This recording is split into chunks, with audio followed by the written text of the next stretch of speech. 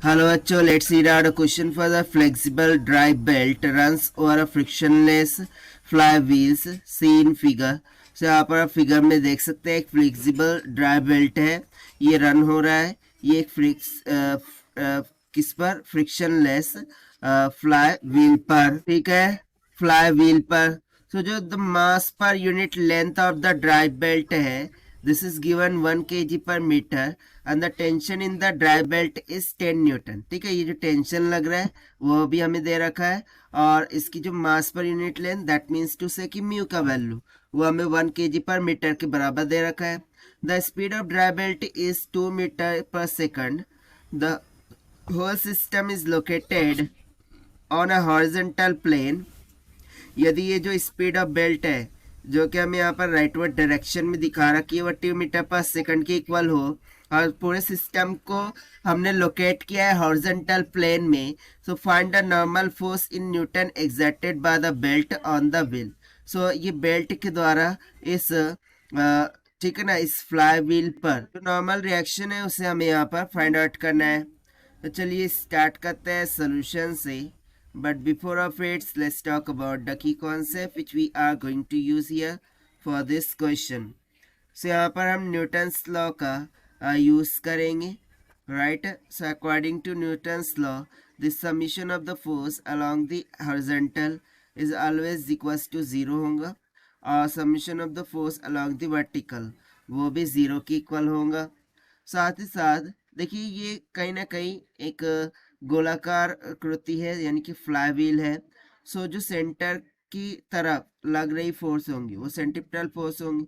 तो centripetal force का formula हो जाता है mv² डिवाइडेड बाय r के इक्वल, जहाँ पर r is nothing but the distance from the centre होगा, m मास और v वेलोसिटी जिससे वो बॉडी मूव कर रही होंगी सर्कुलर मोशन में।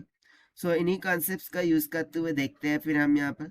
तो सबसे पहले नॉर्मल रिएक्शन लग कहाँ रही होंगी, अपोजिट डायरेक्शन में लग रही होंगी। Let's say capital of N के इक्वल होंगी, राइट ना। यदि मैं यहाँ पर इस पॉइंट पर कंसीडर करूँ, सो हम क्या करते हैं कि देखिए ये जो होगा, ठीक है ना, ये टच में आ रहा होगा, ये दोनों पार्ट, ठीक है ना, यहाँ से यहाँ तक की जो इतना पार्ट है ये इस बेल्ट के द्वारा टच में आ रहा होगा।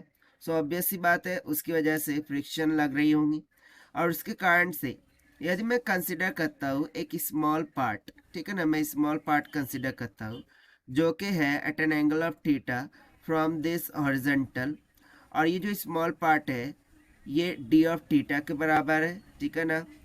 सो इस पर लग रही जो नॉर्मल फोर्स होंगी वो कुछ इस डायरेक्शन में होंगी, जिसके दो कंपोनेंट हो जाएंगे। सो ये जो स्मॉल नॉर्मल रिएक्शन है उसको हम dn मान लेते हैं, ठीक है ना, ये स्मॉल पार्ट पर लगने वाली, ठीक है। सो इसके दो कंपोनेंट हो जाएंगे, एक हॉरिजॉन्टल तो एक वर्टिकल हो जाएगा। एक हम बोल देंगे dn कोसाइन ऑफ थीटा। सो जो परपेंडिकुलर है उसको हम बोल देंगे dn साइन ऑफ थीटा के बराबर, ठीक है। अब इसको हम थोड़ा सॉल्व करके देखते हैं, ठीक। सो देखिए यदि मैं अकॉर्डिंग टू न्यूटन्स लॉ बात करूं, सो अलोंग द हॉरिजॉन्टल जो सम ऑफ द फोर्स होगा वो इक्वल्स टू 0 होगा। So T sine theta T, so basically T के भी दो कंपोनेंट होंगे, वर्टिकल और हॉरिजॉन्टल। सो जो कोसाइन वाले कंपोनेंट होंगे वो तो कैंसिल हो गए, बचे साइन वाले component. So T sine D theta by 2, T sine D theta by 2, so वो क्या हो जाएगा 2t sine of D theta by 2 minus में। और अलॉन्ग दी हॉरिजॉन्टल एक और फोर्स लग रही है, नॉर्मल रिएक्शन, ठीक है, जिसको हमने dn माना है। सो माइनस का dn that would be equals to, और ये किसके इक्वल होंगी, तो भाई सेंट्रिपिटल फोर्स जो कि इस बेल्ट को इस सर्कुलर मोशन में रख रही है। सो यहाँ पर हम सब स्मॉल पार्ट के लिए कंसिडर कर रहे हैं, सो स्मॉल पार्ट के लिए मास भी dm हो जाएगा, उसकी velocity v² divided by radius कितना है कैपिटल R, सो ये हो जाएगा कैपिटल R के इक्वल। ये हमने इस फॉर्मूले का यूज करते हुए लिख लिया है ना। यदि मैं यहाँ पर देखूँ, सो जो डी थीटा है दिस इज वेरी स्मॉल, ठीक है, ये बहुत ही स्मॉल है। So sine of D theta by 2 को हम डी थीटा के इक्वल कंसिडर कर सकते हैं। सो दैट इज वाई यहाँ से हो जाएगा 2t इसको हम डी थीटा बाय 2 के इक्वल मान लेते हैं। सो 2 से 2 कैंसिल हो जाएगा, माइनस का डी एन इक्वल्स टू हो जाएगा D M V square divided by R के equal, right. So simply this will comes out equals to t d theta minus में dn that would be equals to, अच्छा ये जो लग रही है, ठीक है ना, D M V square by R, ये बेसिकली किसके इक्वल हो जाएगा? So mu times of R D theta into में वी स्क्वायर बाय आर के, ठीक है। So mu R D theta, ये मैंने डी एम का मान लिखा है, कैसे?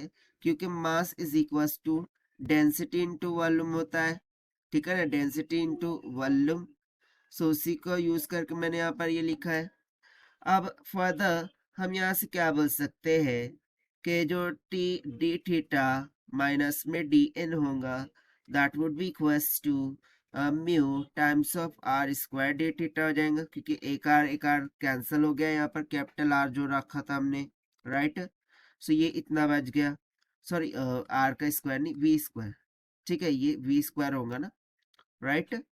सो देखिए फर्दर हम यहाँ से डी एन इक्वल्स टू क्या लिख सकते हैं कि mu V square D theta plus में, ओके इसको उधर लेकर जाएंगे तो ये माइनस बनेगा और ये प्लस ही रहेगा टी डी थीटा के बराबर। हमें क्या निकालना था? Total normal reaction. सो जो टोटल नॉर्मल रिएक्शन होगा n that would be equals to integration of dn, this is equals to क्या हो जाएगा? सो बेसिकली इसके दो कंपोनेंट है ना, हमें तो सिर्फ अलोंग द हॉरिजॉन्टल वाला कंपोनेंट फाइंड करना है। सो ये basically n equals to dn cosine of theta हो जाएगा, dn कोसाइन ऑफ थीटा, और ये लिमिट कहाँ से कहाँ तक वेरी कर रही होंगी, माइनस का पाई बाय 2 से तो प्लस का पाई बाय 2 तक के, ठीक है। क्योंकि ये जो वैल्यू है ये माइनस का पाई बाय 2 से तो प्लस का पाई बाय 2, क्योंकि मैंने ऑलरेडी बताया था कि इन टच कौन सा है, सिर्फ और सिर्फ ये हाफ पार्ट है, ठीक है ना। सो उस पर ही नॉर्मल रिएक्शन लग रहा होगा। So that would be equals to integration of minus का पाई बाय 2 टू प्लस का पाई बाय 2, dn का मान यहाँ पर सब्स्टिट्यूट करेंगे। सो एक तो बन जाएगा T cos of theta D theta minus में म्यू वी स्क्वायर निकाला कॉमन, माइनस का पाई 2 से तो प्लस का pi by 2 cos of theta D theta, right. So इसको हम इंटीग्रेट कर देते हैं। सो total normal reaction n will comes out equals to t, ना इंटीग्रेशन ऑफ कॉस थीटा क्या आ जाएगा, sine of theta, and the limits will vary from minus का पाई बाय 2 से तो प्लस का पाई बाय 2 तक के। फिर उस तरीके से कोसाइन ऑफ थीटा का derivative sorry integral sine theta हो जाएगा, and limit will go from minus का पाई बाय 2 से तो प्लस का पाई बाय 2, ना साइन पाई बाय 2 बोलिए और माइनस का साइन पाई बाय 2, सो उसका वैल्यू तो क्या होगा 1, और माइनस का sine pi by 2, okay let me write down this here कि sine pi by 2 equals to 1 होगा, और साइन ऑफ माइनस का पाई बाय 2 का वैल्यू माइनस का 1 की इक्वल होगा, ये प्लस का 1 ये माइनस का 1, और साथ साथ टी का वैल्यू हमें दे रखा था अकॉर्डिंग टू क्वेश्चन कितना 10 न्यूटन। सो उसको भी हम यहाँ पर सब्स्टिट्यूट कर देते हैं 10 न्यूटन मल्टीप्लाई बाय, सो ये तो बन जाएगा सिंपली टू 1 + 1, क्योंकि minus minus will get plus, lower limit रखेंगे तो, राइट। सो माइनस में म्यू का वैल्यू कितना आ रखा था, माइनस में म्यू का वैल्यू कितना था 1 मल्टीप्लाई बाय वी का स्क्वायर, सो वी का वैल्यू हमें दे रखा था 2 मीटर पर सेकंड उसका स्क्वायर, और ये भी क्या बन जाएगा 2 के इक्वल, सो ये बन जाएगा 20 माइनस में 2 का स्क्वायर 4, 4 2 जा कितना हो गया 8, से यहाँ से जो नॉर्मल रिएक्शन n है उसका वैल्यू कितना निकल के आ गया 12 एंड न्यूटन्स के इक्वल। और देखिए यही हो जाएगा हमारा आंसर फॉर दिस क्वेश्चन जो कि हमसे पूछा गया था, which we have found by using the concept Newton's second law, which we have found by using the Newton's law and centripetal force concepts. So this is the required solution. I hope you understood well. Best of luck. Thank you.